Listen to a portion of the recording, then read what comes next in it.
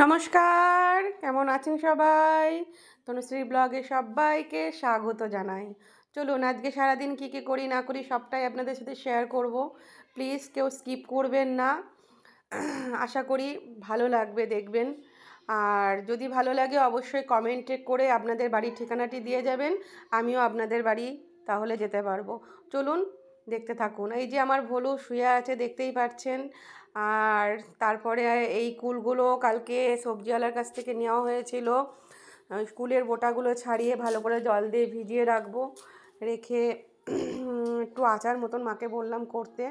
আর মা এনে দিল তার সাথে নিম পাতাগুলো এখন খুব সস্তা হয়ে গেছে, নিম পাতাগুলো বেছে রাখবো। আর মনে হচ্ছে সারা রাত ঘুমায়নি, দেখুন মানে এত ঘুমোচ্ছে সে আর বলার কথা নয়।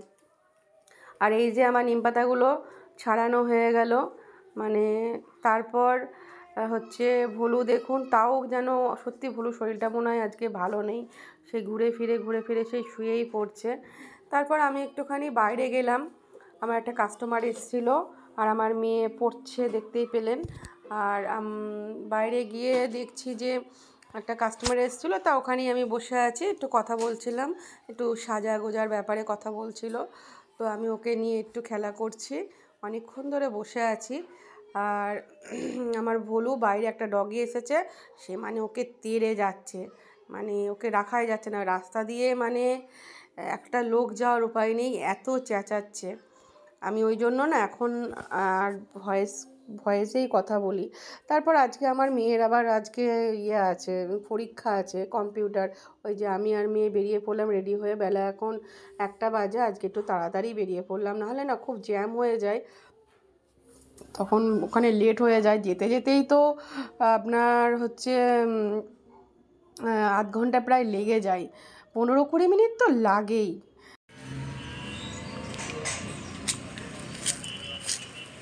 কি মা তুলো না মা। কি ফুল বলতে এগুলো? কাগজ ফুল। কাগজ ফুল হেভি লাগে কিন্তু। বন পলাশও বলে। বন পলাশ? কাগজ ফুল বলে।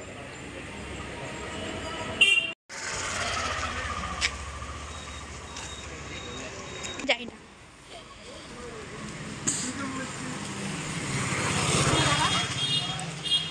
দাঁড়িয়ে থাকবো? মা এগুলোতে হাত দিও না। আমাদের বাড়িতে যেগুলো আছে এই গাছগুলো এভাবে কাটতে হবে না, এই গাছগুলো হচ্ছে তোর আমাদের টবে লাগানো আছে তো ওই জন্য ওরকম, কিন্তু মাটিতে লাগালে দেখি কত বড় হয় গাছগুলো, খুব সুন্দর হয়। আমি কি এখানে দাঁড়িয়ে থাকবো? বাবা রোদের ভয়ে আমি আসছিলাম না। না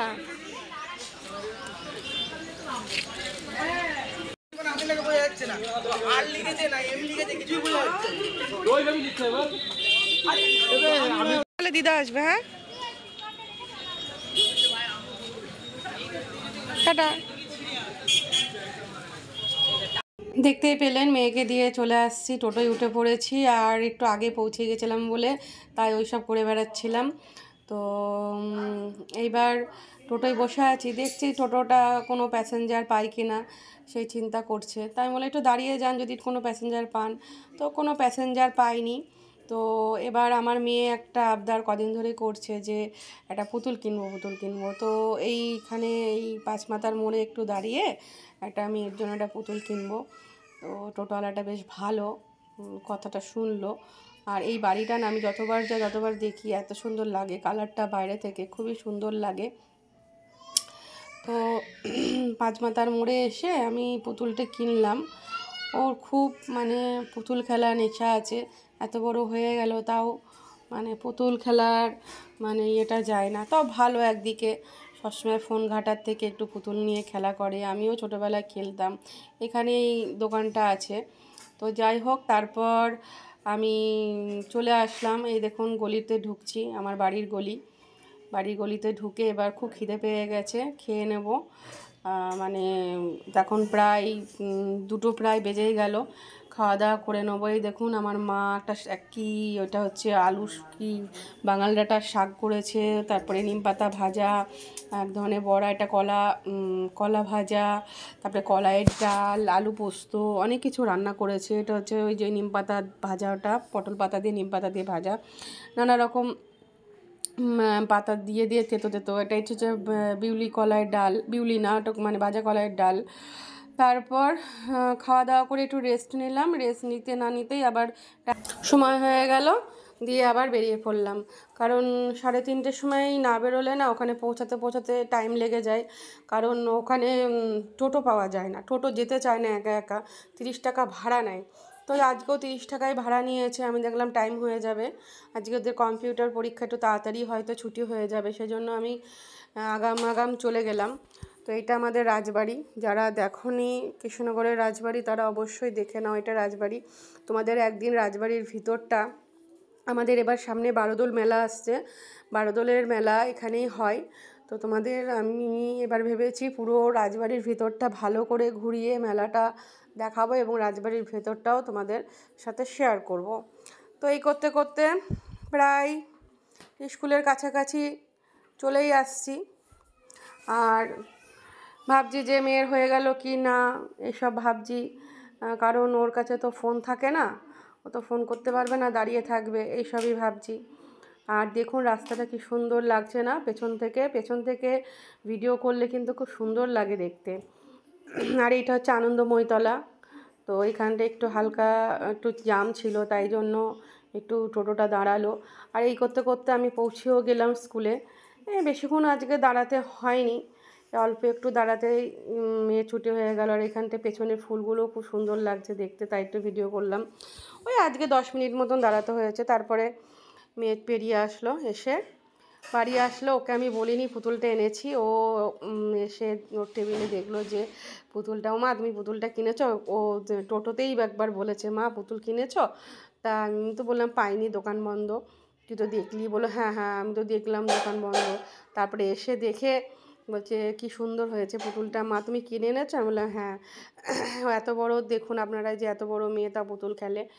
তো যাই হোক, এবার বিকালবেলায় একটু ঘুম থেকে উঠলাম, রেস্ট নিয়ে একটুখানি ঘুমিয়ে গেছিলাম। আজকে রাত্রিবেলায় কাস্টমার আসবে সন্ধেবেলায়, ও লুচিকে নিয়ে একটু খেলা করছে। আর আমার মা এই দেখেন একটু চা করে এনে দিয়েছে। আর চোখগুলো কিরম ফুলে গেছে, দেখেন কি অবস্থা আমার চোখ মুখে।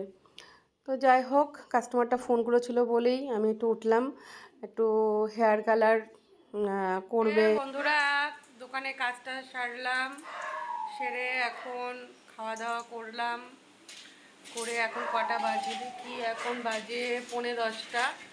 তো এবার শুয়ে পড়ার পালা, কিন্তু শোবো না, এখনও ভিডিওটা এডিটিং করতে হবে, এডিটিং বাকি আছে।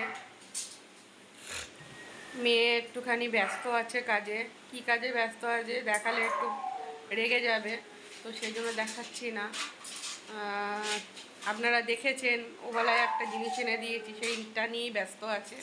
চলুন তাহলে ভিডিওটা এখানেই শেষ করি।